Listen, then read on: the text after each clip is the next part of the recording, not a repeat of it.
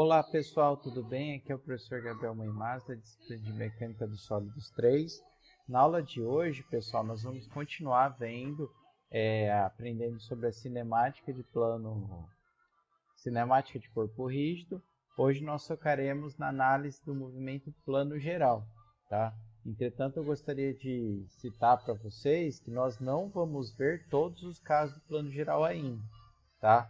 Porque nesse caso a gente vai utilizar um sistema de coordenadas fixos para analisar esse sistema plano geral, tá? E esse sistema de coordenadas fixas, ela não é interessante de ser utilizada dependendo do tipo de situação que nós veremos, tá? Mas esse não é o enfoque da aula de hoje, tá? E nós veremos, pessoal, que quando nós temos um movimento plano geral, nós temos uma velocidade relativa e uma aceleração relativa entre os pontos do corpo rígido, tá? Para quem não se recorda, pessoal, o movimento plano geral, ele é executado pela biela, né? Lá no sistema cilindro-pistão, tá? E quando nós temos o movimento plano geral? Basicamente, quando nós temos duas coisas, né? Que é a translação, então o nosso corpo ele está se movendo, né? E nós temos também a rotação, ou seja, ele está inclinando, ele está rotacionando. Então, quando nós temos a ação dessas duas forças, nós temos o que a gente chamamos de movimento plano geral, ok? Então, pessoal, nós vemos claramente que essa barra aí de marrom, ela executa o movimento plano geral, tá? Ó, só para vocês entenderem, ó. Deixa eu marcar aqui com a caneta aqui, ó. Então aqui, ó, no início esse é o movimento da barra aqui da nossa biela, né? Ó, se a gente avançar um pouco, opa, vamos avançar mais. Aí, ó, o que acontece, né, com a barra, ó? Vejam que, ó, ela tá girando, ó. Então ela girou nesse sentido. E, ó, se a gente pegar, por exemplo, os pontos aqui das extremidades, ó, o A e o B, ó, nós vemos com clareza que, ó, o A ele se deslocou. Então nós temos uma translação. Idem para o B, tá? Então é isso, pessoal, que nós vamos analisar nessa aula. É quando nós temos o movimento plano geral, tá? Bom, pessoal, então, como que nós medimos o deslocamento de um sistema plano geral, né, de um corpo rígido que está executando esse movimento plano geral? Basicamente, pessoal, nós precisamos de duas informações. Nós precisamos saber o deslocamento de um ponto desse corpo rígido e precisamos também o que? Saber como o ponto que você deseja analisar, que seria o B, ele desloca com relação a esse ponto A, tá? Ok? Se a gente pensar de um ponto de vista de um sistema de coordenada fixo, pessoal, o que a gente tem é basicamente isso aí, ó. Então, nosso sistema de coordenada fixo está aqui. O ponto A está a uma distância A e o ponto B está a uma distância RB, tá? Para a gente calcular RB, basta a gente pegar o RA e somar a distância entre o B e o A, tá? Isso aqui, para quem não se recorda, é a soma ali de vetores que vocês faziam lá em física quando vocês entraram, né? Aqui é uma soma vetorial, né? Ou soma gráfica, né? Ok? Tá, então, isso aqui eu já comentei, não vou passar, tá? Mas o importante é que vocês entendam que nesse instante nós estamos analisando o movimento com um sistema de coordenada fixo, ok? Então a gente está medindo a velocidade, a aceleração e o deslocamento com relação a um ponto fixo, tá bom? E aí, pessoal, a velocidade, ela basicamente vai seguir a linha, né? Por quê? Porque ela é derivada do deslocamento, ok? Então, ó, a gente vai ter a seguinte expressão, que a velocidade de B é igual à velocidade de A mais o que? A derivada da velocidade da distância r de b com relativo a em relação ao tempo. Ok? Tá? Só que isso ele pode ser um pouco mais fácil de ser obtido. Tá? Por quê? Porque se nós analisarmos como para ter o movimento plano geral, vocês concordam que nós temos que ter uma inclinação, né? Ou seja, um ponto, para que nós temos uma inclinação, né? Ó, vamos imaginar aqui, ó. Imagina que esse é o ponto A e esse é o ponto B. Movimento plano geral, a gente vai ter um movimento dos dois, né? Ó. Só que nós teremos uma inclinação, ok? Ó. Para que isso ocorra, o que, que acontece? O meu B, ele vai ter que ter o quê? Um movimento. Ele tem que percorrer uma distância maior que o meu RA, ou vice-versa. Ok? E isso se combina por quê? Devido ao quê? A essa rotação do corpo rígido. Tá? Então, nós conseguimos prever essa velocidade relativa como? Pelo produto da aceleração angular do corpo rígido, ou seja, o W vai ser a velocidade angular do corpo rígido, e do vetor posição, ou seja, da distância relativa entre o A e o B. Tá? Com isso, a gente consegue prever a velocidade relativa entre os corpos. Tá? E isso é importante, tá, pessoal? Porque esse cara aqui, ó, ele é fácil de medir. Tá? A gente consegue medir com facilidade. Idem para esse cara aqui. Algo que muitas vezes é muito mais fácil de ser medido que a velocidade em si. Tá? Então, sabendo a velocidade angular e a distância entre os pontos ali do meu corpo rígido, se eu souber a velocidade de um ponto, eu determino a velocidade em qualquer outro ponto. Tá? Então, é isso que a gente vai utilizar para calcular a velocidade de um movimento plano geral. Ok? Aqui nós temos alguns exemplos de sistema que executa esse movimento plano geral. Tá? Ok? Bom, em termos de aceleração, pessoal, eu não vou explicar muito certinho, porque acho que é algo que vocês podem, se vocês tiverem interesse, vocês podem pegar o livro e ver. Tá? Mas o importante não é vocês saberem de onde vem, né? Mas vocês saberem aplicar. Tá? Então, pessoal, novamente, para a gente achar a aceleração, a gente utiliza a derivada. Derivada da velocidade de um ponto é aceleração. E a derivada da velocidade relativa em relação ao tempo, ele nos dá dois componentes de aceleração.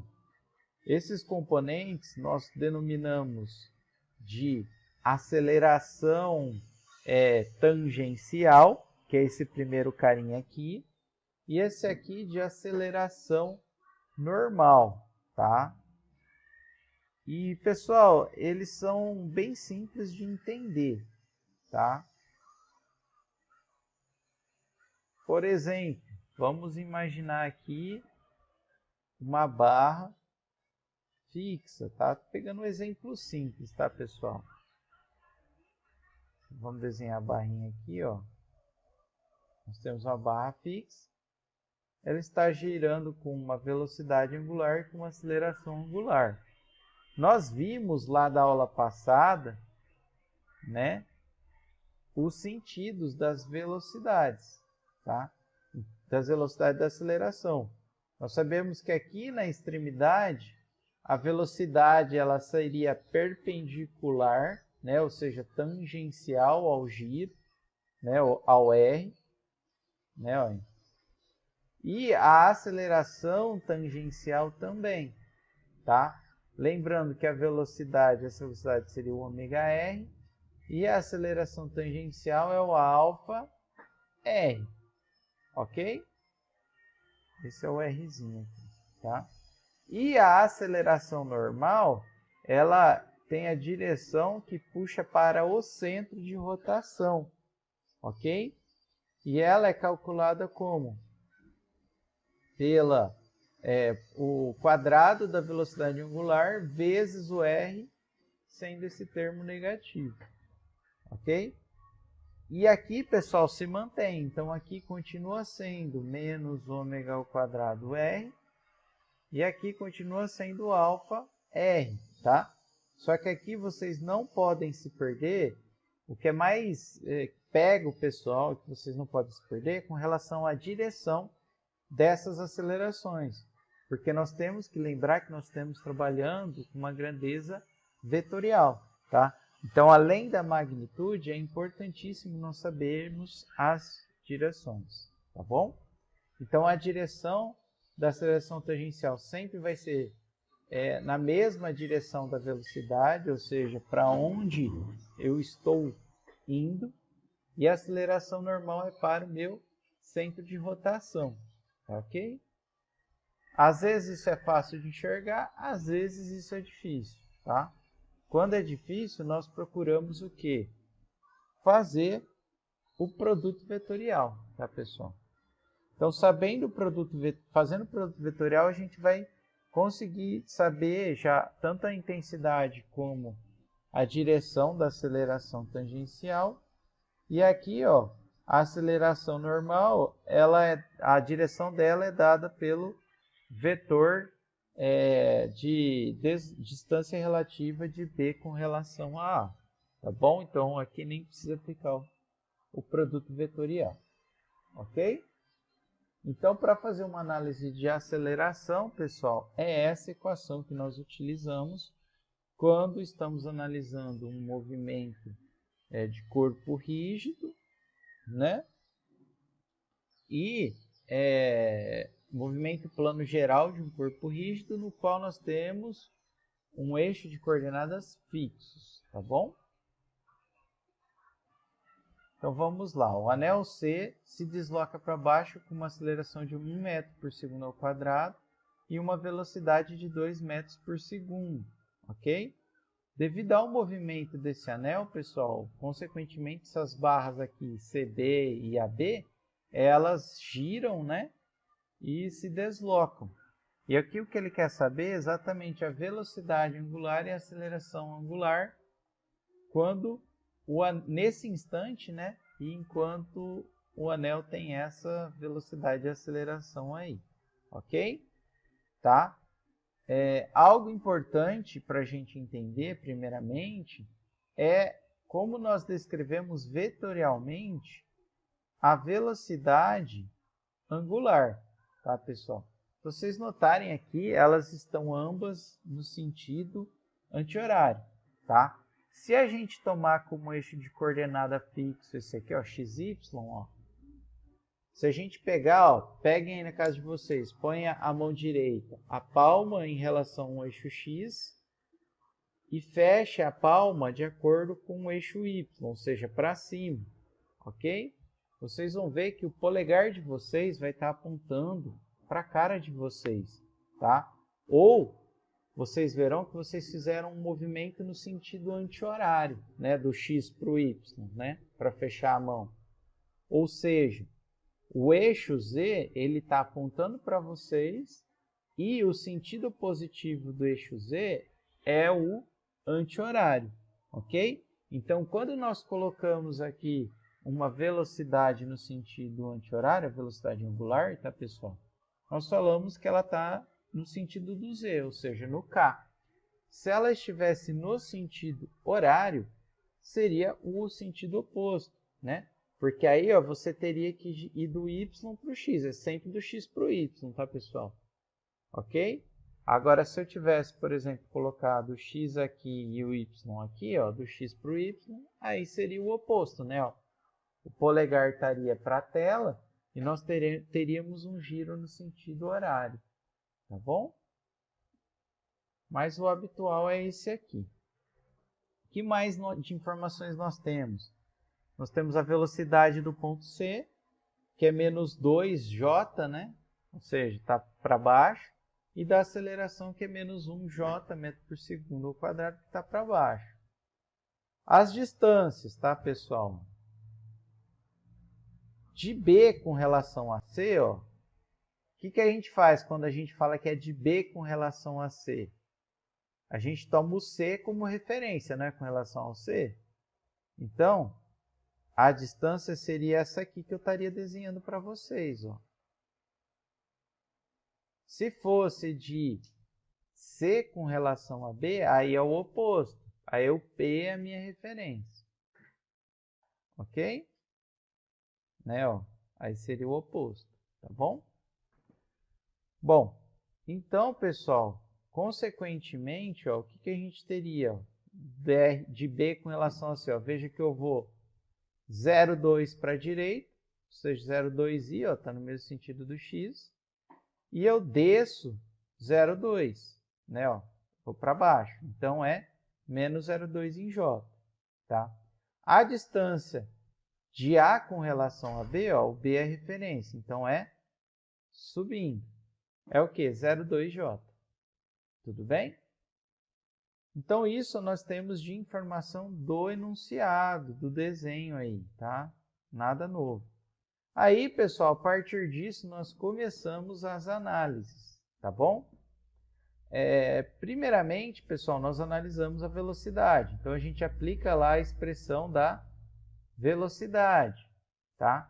Como é a do ponto B que a gente não sabe, a gente sempre coloca aqui em primeiro, tá? Então, VB é igual a VC mais a velocidade angular PC vetorial Q. Aí é aqui que vocês têm que tomar cuidado. Se é o B que vocês estão querendo descobrir, então é a distância de B com relação a C. Ok? Se eu fosse querer descobrir o C, ó, a velocidade angular, como é um corpo rígido, não se altera, continua a mesma. Mas aí eu pegaria a distância de C com relação a B, tá? Isso inverte os sinais desse vetor, tá, pessoal? Então tem que tomar muito cuidado com relação a isso, tá? Ó. Se você quer saber o B, é o de B com relação ao C. Se você quer saber o C, é o de C com relação a B. Tá bom? Feito isso, pessoal, eu peguei aqui, né, ó, o VC é menos 2, J, ômega BC é K, o RBC é IJ, tá? Aí aqui, pessoal, vocês podem fazer a multiplicação vetorial da forma como vocês desejarem, tá? Ó, pode usar a regra da mão direita, ó, né, ó, você vai lá, ó, o K é o primeiro, então, ó, K para cima, o X está para cá. Então, quando você vai do K para o I, dá o quê? J. Então, esse produto vetorial aqui dá J. Ok? E o K vetorial J? Aí você vai lá, ó. O K é o primeiro, você põe para cima. O J, ó, você fecha a mão para o J. Dá no sentido oposto do I. Então, o K vetorial J é o quê? Menos o I. Tá? Então, esse produto vetorial aqui, ó, do K a J dá menos I. Tá? Por isso que o quê? Que nós temos o menos 2, nós temos o I aqui, ó, menos com menos K mais, então fica esse 0,2. E o K vetorial, J vetorial, K vetorial I da J está aqui, ó, positivo. Ok? Ou vocês podem também fazer o quê? Utilizar lá a matriz, né? Ó. Né? O R, vocês põem lá I, J, K. Põe o primeiro vetor, ó, que é o vetor ômega, ó. Ele está onde? Está na direção K. E o R, ele é 0,2i menos 0,2j e não tem nada em K. Aí vocês vêm aqui, repetem as duas primeiras colunas, ó, 0,2 menos 0,2, e faz a multiplicação, né? Ó. Essas três diagonais são positivas, né? Ficaria o quê? Ó? 0i, aqui, ó, mais 0,2 ômega j, aqui dá 0k, né? Ó, porque tem um zero no meio. E as outras diagonais, ó, vamos pegar outra cor, que é essas aqui, ó, elas são negativas, tá? Ó. Então, ó, esse primeiro aqui dá 0K. Esse segundo aqui, ó, dá menos 0,2 ômega I. E aqui dá 0J. Né, ó? Então, veja, ó, que o resultado aqui, ó, ele ia dar o quê, pessoal? Ó, ia dar 0,2 ômega J. E aqui, ó, menos com menos daqui dá 0,2 ômega I. Aqui, ó, 0,2 ômega I, 0,2 ômega J. Tá? Então, fica a critério de vocês fazerem. Então, eu só resolvi, cheguei nessa expressão, tá? Só que nós temos também condições de saber a direção do VB, tá? Por quê, pessoal? Nessa condição aqui, pessoal, inicial, tá vendo que o A e o B eles estão perpendiculares? Né, ó? Ok? Né? Na verdade, eles estão nessa reta, né, que é ortogonal, tudo bem? Então, quando o meu sistema girar, ou ele pode vir para a esquerda ou para a direita. Não tem como ele vir para cá. Por quê? Porque ele está reto, né? Então, a minha velocidade, ela vai ter que ser o quê? 90 graus ali, ó. Né? Ela vai ter que ser para cá. E por que nesse sentido? Porque eu assumi, né? Você que assumiu, tá, pessoal? A gente assumiu pela tendência do movimento, tá? Vocês poderiam ter assumido o oposto, não tem problema. Quando eu tenho a velocidade angular no sentido anti-horário, a tendência é do B vir para cá, tá? Então, o meu B, ele é o quê? Ele é na direção I. Tudo bem? Aí eu escrevo, justamente por causa dessa restrição, tá, pessoal? Se eu não tivesse essa barra, ele iria em outra direção, tá bom? Então, o meu VB é na direção I. Aí, pessoal, eu separo. Eu tenho uma equação em função para a direção I e outra para o J. Para o J, veja, ó, eu não tenho nada à esquerda com J, então é zero. E à direita, o que eu tenho em J? Menos 2 mais 0,2 ômega BC. Se eu isolar o ômega BC, dá 10. Então, aqui eu já achei uma das velocidades angulares. Se eu isolar em I, pessoal, ó, o que eu tenho? Eu tenho o VB e eu tenho o quê? O 0,2 ômega BC. Então, dá 2 metros por segundo. Beleza? Tranquilo, né, pessoal? Sossegado. Se a gente analisar o braço AB, pessoal, é mais simples ainda, tá? Ó. Veja que o meu VB nós encontramos, já é 2I, né? Ó. O ômega B nós não sabemos e o R de B com relação a A é 0,2J, né? Ó, porque é de B, de A com relação a B. Então, é para cima, ok? Faço o produto vetorial, não vou voltar, vocês já viram que isso aqui dá em menos I. Dá essa expressãozinha aqui, ó. Aí, pessoal, o meu VA, ele tem velocidade, pessoal? Não, pessoal, ele é um ponto fixo. Ele não vai nem para a direita, nem sobe, nem desce, nem vai para a esquerda. Ele está fixo ali. Então, esse cara aqui, ele é zero. E aí eu consigo encontrar o meu ômega B. Dá 10 radianos por segundo. Beleza, pessoal? Então, feito isso, vocês já acharam a velocidade angular do BC e do AB. Ambos deram 10, tá bom? Para achar a aceleração angular, nós temos que aplicar a expressão da aceleração, né? Ó. Lembrando que essa aqui é a aceleração tangencial e essa aqui é a normal, ok? Então, pessoal, para mim, né, na minha concepção, é mais fácil a gente começar analisando o AB. Por quê? Porque a aceleração do ponto A é zero. Ok?